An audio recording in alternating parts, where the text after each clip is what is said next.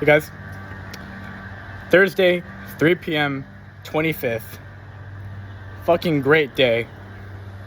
My arm's gonna burn so much. It's raining, by the way. Hopefully it doesn't rain harder. Oh, it low-key might. If that cloud gets above me, I'm fucked. Really fucking good day, though. I don't have much time to talk because it's like 3 p.m. and my parents are probably gonna be home soon. However, really fucking good day. Let's break it down. Yesterday, I don't remember when I went to sleep, actually. I think I actually went to sleep early. I was still dirty. However, yesterday, I didn't do a journal last night. Last night was horrible. I was just in my bed. Doubt that what I was doing was even working. And I was just looking on YouTube, see what I do to make more money. And if I'm being honest, I'm still not fully convicted in what I'm doing, which is hurting me. But that's why I'm figuring it out. My theory, guys, is that $50 a day in ads, even if I generate 4 bookings a day, which will be okay, honestly, that'll be pretty good. I'm not gonna be working that much, you know. However, if I'm doing 2 sales calls a day, that will be pretty good, you know. But I think in general, if I'm grinding all hours of the day,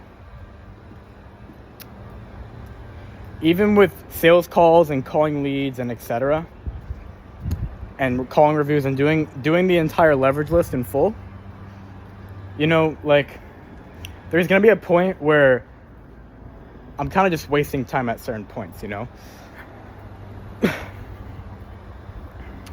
If that makes sense, hopefully. I don't know, I could do infinite mock calls, but the thing is, the mental block is that I seriously think that there is a business model that I know of right now, a couple that I'm thinking that I could get into and make some serious money very quickly because of the skills I built, what I've learned through entrepreneurship and business. Yeah, just my skills and the opportunity itself. Because an example is AI is fucking crazy, you know? Like, it's literally bigger than the Industrial Revolution, you know? Like, bigger than that. It's gonna be the biggest revolution we've had, and it's gonna happen the fastest. So the most money will be made the fastest. Things like that, and TikTok Shop as well, you know? TikTok is another huge thing, probably the size of a revolution of some sort. Things like that, like, I just bet there's a better vehicle. And then there's also the combination of, you know, like, for example, yesterday, the back half of the day, there was nothing to do. No leads coming in. I didn't run SMS, bear in mind, and I should probably run that today. I haven't done everything I could, but regardless, even if I did run SMS that day, like, maybe another couple leads, maybe, you know? And just, like, there have been times where I just had nothing to do. So what I'm thinking right now is run the agency, and like I think in general, the number one priority should be the agency, 100%. Like, I'm doing this 50-day sprint still, you know? Because if I fix the sales bottleneck, then if I get better at sales with the sales calls I'm taking and actually start just closing people in an hour or less, like, even 20% of the time, I'm going to make a lot of money, you know? It's just math. Get new prospects on sales calls, take the sales calls, close a percentage, guaranteed money, right? Guaranteed money.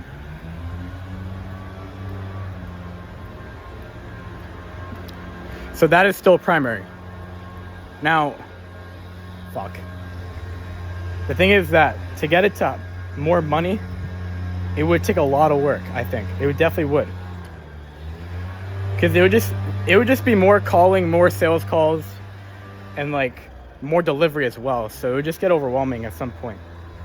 So I'm looking at other vehicles, like perhaps TikTok Shop, perhaps faceless YouTube channels, stuff like that, where I have the skills, I have the paradigm to build systems and create amazing things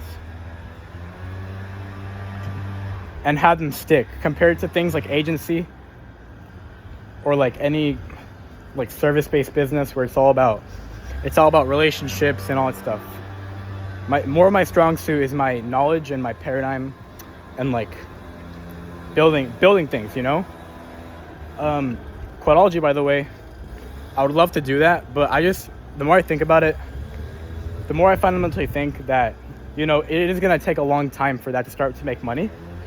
I have no doubt that I could definitely get 100 people in a school group paying $50 a month, which that is, I think, $5,000 a month. Yeah, that's $5,000 a month. So it's like, well, let me do that again. 100 times 50. Yeah, $5,000 a month, and that's only 100 people. And then I'm not even taking account lessons and like other things that I could build for money, essentially. There's probably whole packages I could build for $200 a month and provide people so much value related to drumming that I get paid way more than $50 a month. But I'm saying to get to that point, I do think it'll take quite a bit of time. Number one, because it just will. And number two is because I don't want to make it a money grab. Like, it's a passion project. It is not something for me to make money online. There are better ways to make money online. Quadology is more of the passion project that I will take on fully once it starts generating the income I need. And the other thing is, because it's a passion project, I'm going to be working on it for a long time.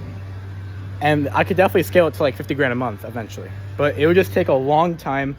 And for the quality that I want my little drummers to have, like, I want to take time doing it. I don't want to rush I don't want to make money fast. I don't want to do any of that. Because first of all, that will conflict the incentives. And number two, that will just not be the thing I want to do, to be quite frank. So that's not going to be a way for me to make quick money. I need to make quick money. Not because I need to, because like I really think like even if I just keep doing what I'm doing, I'm going to make enough money. Like, I'll definitely sign another client or two.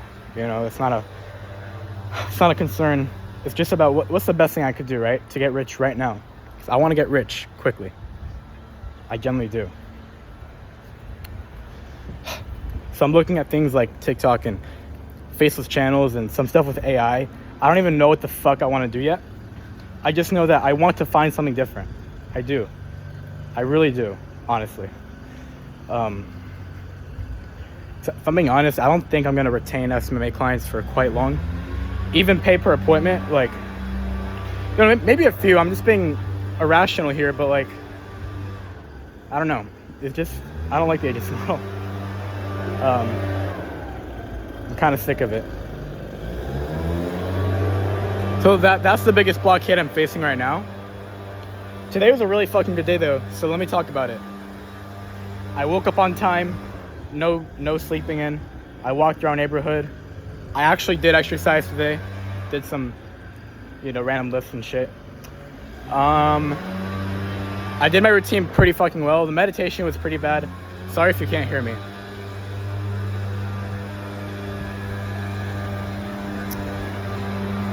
Meditation. I watched myself TPAC it. I kind of zoomed through it because I just did not give a fuck. Like, I wanted to just put in work, honestly, and it's working out pretty well so far, you know. And then from there, I called both of my leads, you know. I called both of them. And then I watched a tiny bit of Josh Lyon. Well, actually, no. From there, I started researching faceless YouTube channels because I knew that seemed pretty good, you know. I can make videos, and the YouTube videos are more long-term than TikToks, so I could actually build something long-term, relatively. Not super long-term, but like, for example, I could delegate people to, basically, I could delegate every process of making the video and create something that makes me fucking money on autopilot. Like, that's insane. Like, literally, my job will be to hire people that do a good job, produce the videos, and earn money from them. Like, that's crazy. That is literally the most decentralized thing ever. With the agency, you have no idea. Like, for me to outsource appointment booking, it's already hard enough to find good people to appointment book and then pay them because they want a lot of money. And then sales, even worse. And then finding a client success manager, even fucking worse. Sure, it will make more money, but like, it's just harder to build, you know? It's not worth it. It's just not. And then people to even call the leads that my clients are getting, like, it's ridiculous, you know? It's not what it used to be before, apparently, right? Apparently. Like, even a year or two ago, the way it was is that you ran a guy's Facebook ads and he paid you $2K a month for just running the ads. Like, ridiculous, bro. Now you have to be Elon Musk. Now you have to be Elon Musk to fucking get paid a dime, you know? So it's like, regarding that space, that's what it feels like. Now, I was researching that, and then I had a sales call. I did pretty bad, I'm not gonna lie to you. I made a lot of mistakes, though some of the things I was just doing very well. Like, I was pretty present. The biggest mistake I made on that call, I would say, just letting him ramble so much. And he actually took a whole phone call during the sales call, and I tried setting the frame. I'm like, look, man, like, and I did it pretty badly as well. Like, I'm thinking of the things I did wrong. I let him ramble. Number one, I let him ramble. I'm not gonna lie to you. The first couple, the first 5 minutes of the call were good. You know, rapport was amazing. I was very present, very calibrated. Frame was good. He enjoyed it. Opening question was pretty damn good. And the first couple minutes of discovery were pretty good. The thing that started to happen, he started to ramble. I didn't interrupt him. I let him ramble. That did two things. One, it cost the call so much time. And number two is that he was giving me so much information that I just could not stay present. It was so hard. By the way, guys, the sales call lasted like 4 hours. Never had a sales call be 4 hours long. The most I've had was like 2.5, I think, right? If that. But yeah, and there's multiple reasons for this. It was a very unique sales call. It wasn't that I fucked up so much the call was 4 hours long. It was more so, Discovery Deadass took like 1.5 hours, I'm not gonna lie to you. Number one, because he rambled. Number two, because, and I didn't stop him rambling, I should say. Number one, I did not stop him rambling. Number two, my questions were pretty bad because my brain was fried because I was nervous and attached, and he was rambling a lot, and we had a little bit of that fight in the middle of the call. By the way, this guy's an amazing prospect. Like, this guy is dead ass a 10 out of 10 prospect. I'm not gonna lie to you. Like, amazing prospect. The other reason, well, the call itself. So like, he literally probably like, I want to say 5 to 10 minutes, or even more. I don't remember, to be honest. My brain is still fried. I can't think. Of like just him on the phone with someone else. Okay, this guy was, you know, he has a challenge with his workers being idiots to him, essentially, right? And that's pretty much it, man, because like, it just compounds. Like, the amount of rambling happened, fuck ton. And then me asking not good questions because I was not present, because my brain was getting fried, because I couldn't even stay present. You gotta understand, like, being present and like painting a picture, that takes a lot of mental energy, man. You know, if they just ramble and you're listening to every little word they're saying, like, that takes up a lot of energy. You're just like, overwhelmed. You have so much stuff to get into. So not interrupting him and not moving the call myself and letting him take lead of the call, that was such a bad mistake. Like, that probably cost me the call. And then here's the other thing, right? Here's the other thing to consider. So I think it was for like an hour or like an hour and a half, but here's like the thing that made the call so long. If I had to not blame him and put it on a skill set of mine, which it is, it really is. It's that I would say one of my biggest weaknesses is doing data collection when the data is messy, very messy. Because I'm attached, I don't want to sound uncalibrated. I want to respect that, you know, not only are they tired, but they're chaotic and it just like victim mindset, essentially, which is crazy because this all boils down to my victim mindset, which is internal. Sorry, I just ate and I'm tired, you know? It might rain very hard, but I don't know. It's very cloudy. Okay, but dude, my biggest thing was not getting clarity on the numbers, bro. At first it's easy because there's not a lot of numbers, but it's when they start saying stories and adding numbers in there, and then just giving you this whole synopsis like the Bible, that's where it's like, fuck, I'm just done, you know? And the call is going nowhere because you don't even know what's happening. That was the biggest thing. So I made that mistake twice, just in macro. Like, I made it probably 1,000 times, but in 2 different parts of the call.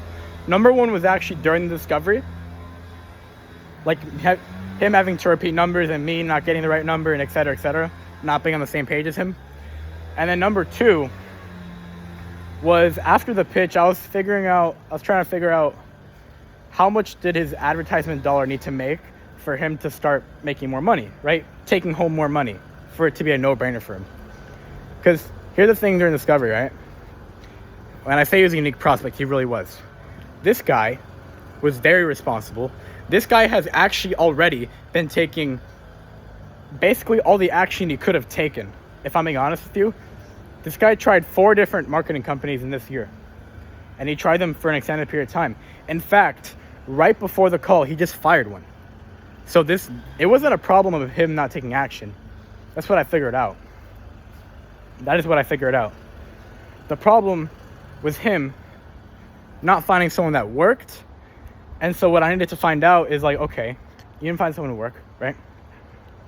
Now what I needed to figure out is what is the bare minimum standard that he needs for something to basically help him, which is make more money.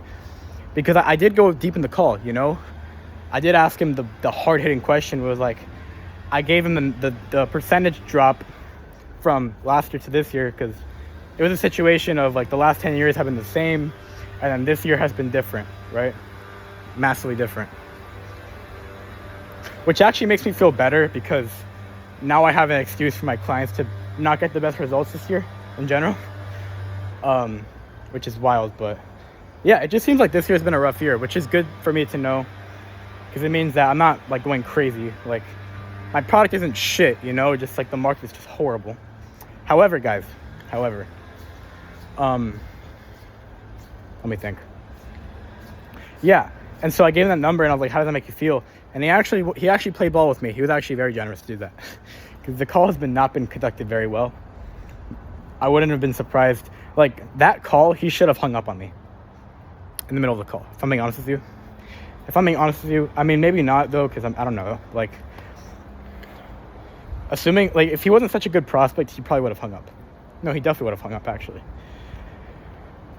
But yeah, this is a very unique prospect. I didn't have to make him take responsibility. I didn't even need to get him to say why now, because the guy was literally taking action. And he's like, it got to the point where it was like, Nick, like I've already been investing in like companies back to back, and you're the guy who I'm talking to, and I want to invest in you. Like if the same pattern is gonna happen. Like he was gonna buy on the call. So then what happens is that I pitch him. He doesn't really like the pitch. I'm like, okay, what's going on in your mind? Like, what's going on, you know? He had a lot of doubt. And he was like, you know, the whole, what I've seen in the past, I don't want to invest, right? I was like, okay. And it was actually something external. It was not related to my service, actually. Because now what we got into is his business, right? Which was fucked, like very fucked. Because I like to undersell. If I have to oversell someone to become a client, I'm not going to do it. Not. I would rather not get more clients and undersell them than get a little bit more clients and oversell them, because that's going to make the results so much more shit. And with that comes way bad experiences, and then I just lose all my conviction. And I hate the agency model even more, which does not help you become successful. So I was just underselling him on the ROI that he was going to get in 90 days. I was telling him, like, look, 4 to 5 to 6x, right? That's what you're looking at. Because it was kind of true, you know? Kevin's getting like a 4x ROI right now, I would say. Probably like a 4, maybe a 4.5. He's getting like a 4. Now, Kevin's shit at closing. He's closing at like 15%, but like still, he got a $16,000 job. So it kind of works itself out, you know? And he hasn't, you know, I'm not booking the lead for Kevin as well, but I'm just like, I even did the numbers in my head, right? And if the KPIs were kind of hit, if the KPIs were hit and like literally the average job was 3K, which is a pretty optimistic when it comes to average ticket size with with big and small jobs, like it's still like a 6x ROI. It's not like a 10. It's not like a 12, right? That's if I hit the KPIs, which the KPIs are pretty normal, you know? 30 costs per lead, half of them answer the phone, and then half of those actually schedule. They might be different. I just don't have enough official volume for me to like make a better assumption, right? So I'm being pessimistic. And with those numbers, like a 6.5 ROI, which isn't great, but that's what I sell people on, right? I'm not telling them you're gonna get a 10x return on your money. You know, I'm just not. I'm not gonna oversell them. So for that reason, we have to break down his business, essentially. Like, what's your profit margin? Like, how much does your dollar need to make for you to be profitable? Because this guy had a whole commotion going on. And again, like, if I was just better at breaking some numbers with him, like moving forward with him on the numbers, then it would have gone a lot faster, but it just took a long time. At the end of the day, though, my intention was amazing. My presence was okay. I was being very present, like, when I could. But I let him ramble for so much that my brain was just fried. Like, the call was literally 4 hours long. And the guy was so patient. Like, the guy literally had calls, like, every few seconds. And he was on that call for, like, 4 hours. So, I mean, fucking props to him. My computer even died in the middle of the call. And he had to see my pitch on my phone. So that was pretty funny. But, basically, guys, that happened. And I feel good. Because at the end of the call... Dude, at the end of the call, it became an unsell. I'm not gonna lie to you. It became an unsell, a short-term unsell, because it came to the point where this guy can either gamble his money with marketers to get a good ROI and be able to even spend $13K a month on advertising, right? Like, it came to that point, or he could just fire one of his crews, get better equipment, and then become more efficient, so that. Because here's the thing, guys, right? Here's what made it so I didn't even want to sell him anymore. Like, honestly, like, his business was structured so that, number one, if we didn't generate a 7.3x return on his money, right? Number one thing. And number two, if he didn't spend $13,000 a month on appointments, right? Those two things had to happen, bro. Like, he had to generate a 7.3x return, and he had to spend $13,000 on advertising. If those two things didn't click, then the guy was literally going to lose money. That simply. Like, that simply, bro. If those two things didn't happen, he was going to lose money. Because, matter of fact, my guy's advertisement dollar is like... By the way, the only thing the guy was really shit at was breaking down the numbers, because he was saying like 3 different numbers during the call, which you can't blame him. He's a stressed out business owner. However,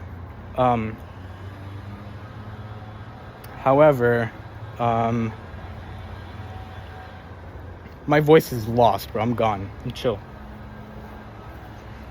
Like, what I was gonna say. Fuck. Yeah. So his advertisement dollar was generating like 5.3x return, which isn't horrible. However, the guy was losing $6,000 a month. Like, literally losing. The guy was losing $6K a month, not even making money. His business was losing him money, bro. I've never heard of this. Kind of. Like, I've heard of people potentially losing money, but like, I never had a guy losing money for an extended period of time, right? This doesn't work. Never heard of it that often. So yeah, the guy's situation was pretty bad. We had a 4-hour call. Now, guys, after that call, I had to frantically make lunch so I can at least eat something, because I felt like dying. I overate a tiny bit, not too much. By the way, for some reason, I'm 210.5 pounds today, so I'm actually lower than before. I wonder if I'll lose weight tomorrow. I wonder if I'll gain weight tomorrow. But I basically ate like 2 bowls of cereal yesterday afternoon, which is horrible. It's horrible, by the way. and I didn't eat anything for the rest of the day. So if I'm being honest, I was either break even yesterday when it comes to calories, like 2,000, or I lost a little bit, which is pretty funny. Because I felt so shit after eating that cereal that I just didn't eat for the rest of the day. This is wild, bro. My parents also raged at me for eating chicken. Too much chicken. But basically, like, I had that 4-hour call, and then I ate lunch, and then I joined a call with Scott, a goated sales guy that was actually a part of UCM back then. I had that call. I had a group call with him, and I asked him a good question at the very end. I was the last question, and it seemed like he really appreciated what I was asking him. I was asking him good questions, but essentially, yeah. The biggest thing I got from that call was that I confirmed that I'm confirming my beliefs. Like, I was telling him it sounds like there's all these little symptoms of the problem, but it all comes down to how bad you're doing your discovery. And it's like 100%. Like, he was confirming it. I was like, thank you, Scott. Because you guys got to realize, like, knowing information is cool. Like, it's cool, right? You know information. But the fact that all the information conflicts with each other, you got to decide what you want to believe, you know? And for someone like me, knowing too much about paradigms, like, it's hard for me to make my own beliefs because I don't know what I don't know, right? So confirming that with someone that has gotten to a state of success that is manageable, like, if Owen told me to do something, I'd be convicted in it. If Scott told me to do something, I'd be convicted in it, you know? If Josh Lyons told me to do something, I would just forget everything else and listen to that. Like, for my situation, getting that confirmation and that conviction is, like, huge, because then I could actually just start relying on it as a belief and then finally taking more action, you know? A lot of the reasons why I don't take so much action is because I'm scared of fear of failure, and that comes from not knowing what I don't even know, you know? Or, like, not even knowing what to be convicted in, to be honest. Like, I'm not convicted in much, you know, other than, like, my mindset shit, to be honest with you. The mindset shit is, like, the most convicted thing I've ever been in. All right, that's a pretty long journal. I'm just dead, bro. I'm tired. I'm out of breath because I'm walking and projecting my voice for 30 minutes. And yeah, I have some more calls later today, actually. We'll see how that goes. Not sales calls, by the way. Maybe if I book some in, then possibly, but I have some leads to call. I still want to research this thing, and honestly, today was a good day so far. I do think to actually take action, though, like, put in more work, I will have to call some more leads, because so far I've only really researched some stuff and then took a sales call that was really long but really insightful, and then got on a coaching call as well. And then I did 2 triages for some reps, but that's all I've done so far, so I got to do a bit more. Definitely a bit more. Call some leads. I don't know if I'll cold call. I don't think I'm going to cold call. This is solo leverage. Like, literally, I shit you not, I think it's more leverage for me to do something different than cold call. If I'm being honest with you. If I'm being so honest with you, like, if I have to cold call, that is less leverage than me starting a completely different business model, in my opinion. If I'm being honest with you. Like, yeah. All right. See you guys later. Goodbye.